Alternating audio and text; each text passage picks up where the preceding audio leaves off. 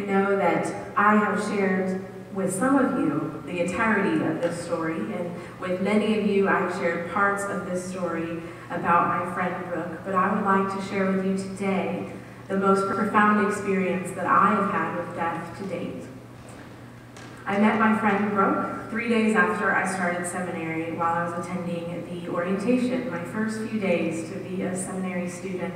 And she was not only a great friend, but a great mentor, because she was in her 3rd year of seminary and I had already gone through several of those experiences. Was a great mentor to all of us. But 15 days after I met Brooke, she suffered an aortic dissection, and it put her in, it was a life-threatening condition that put her in the hospital for several months and ICU for several months. As her friends and family, we all faced this with great hope, but also knowing that the worst was more probable. Only 33% of people who suffer an aortic dissection die within 1 day. And 48% of people who suffer an aortic dissection die within 2 days. But miraculously, she survived beyond those 2 days and far beyond.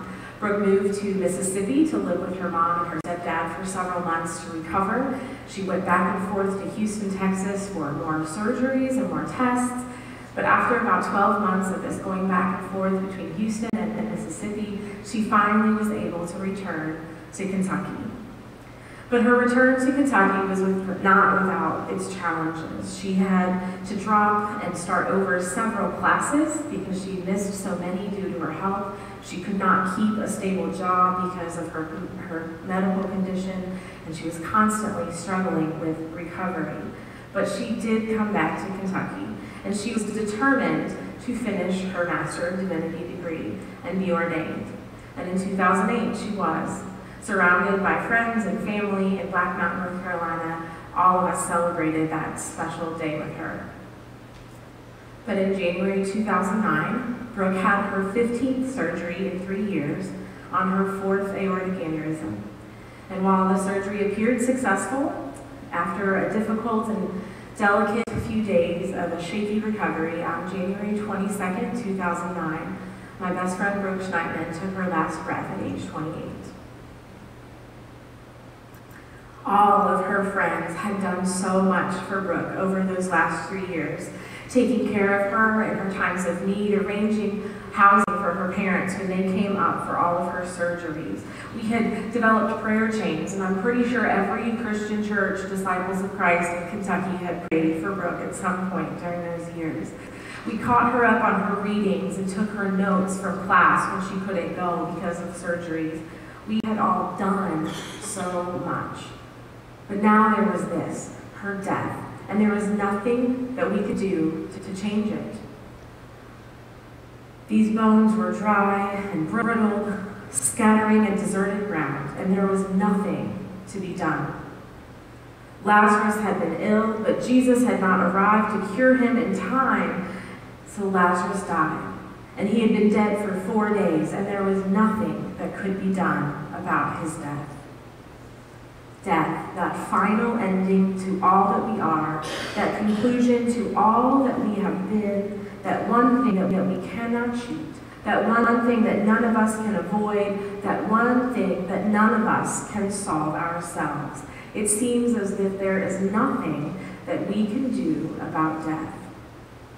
When Jesus finally arrives, Mary and Martha are both convinced that if only Jesus had arrived sooner, that their brother would still be alive, and he would have lived because of Jesus' healing power. Both Mary and Martha greet Jesus in that manner, saying, "Lord, if you had been here, my brother would not have died. If only you would have done something, Jesus, done something sooner, he would still be alive." But Jesus asks Martha, "I am the resurrection and the life. Those who believe in me, even though they die, will live. And everyone who lives and believes in me will never die. Do you believe this?" And Martha does something. Martha testifies to the Lord that she indeed believes.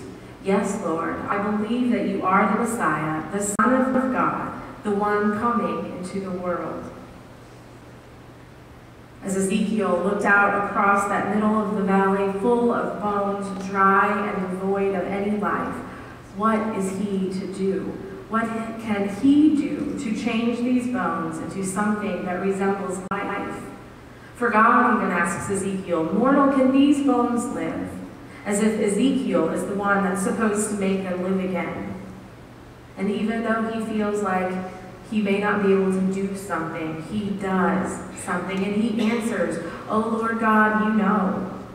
Ezekiel puts that power in God's hand and does something when God in turn asks Ezekiel. When God asks, Ezekiel prophesies to those bones. In both situations, it appears as if there is nothing to be done about death, and there may be nothing that we can do about death, but there is something that we can do. In both situations, we find characters who play a vital role in bringing about life through death. While it was surely God who brought flesh to those bones and breathed that breath of life into them, and it was surely God in Jesus Christ who called to Lazarus, "Come out," Mary and Martha and Ezekiel were all still active in bringing life from death. God tells Ezekiel, "Prophesy this. Tell these bones this message of life. Shout out to these places where there is no life, a message of hope." After Martha confronts Jesus and tells him that he should have been there, Martha also tells Jesus, "Yes, Lord, I believe that you are the Messiah, the Son of God, the one coming into this world." Their testimonies both play an important role in bringing life through death. While God is the one who is bringing to life those who were once dead, these individuals can still do something in sharing their story. And they're testifying that God is the one who can bring life through death. And they're testifying to the ways that God will breathe life into these brittle bones. When so often we feel like we cannot do something in the face of death, we must trust that telling our story is an important part. We trust that testifying to God's power, testifying to the ways that God brings hope where it appears it is hopeless, that is an important part of our journey. When we are faced with death and destruction, with despair and desolation, there's an important aspect to the ways that we share our stories of hope and of life.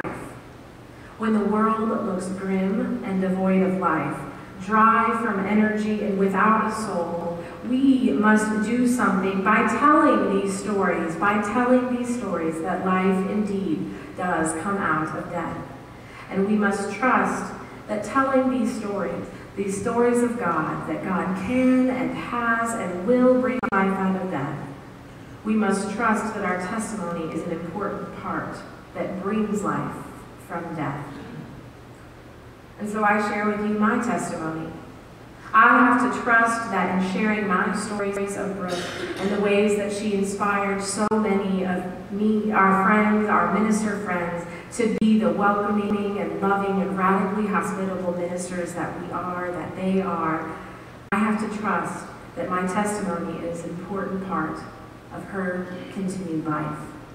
I have to trust that sharing my testimony of the way that her mother and I have become very close, she lives in Mississippi and I go visit her on a regular occasion, I have to trust that sharing that story brings life to Brooke.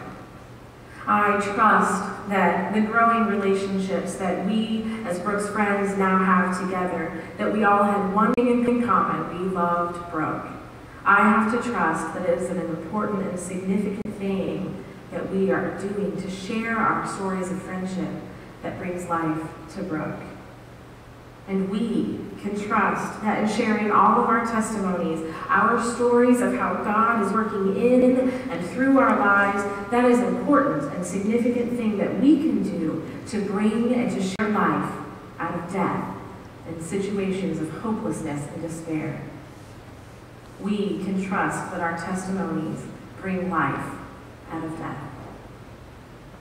Let us pray.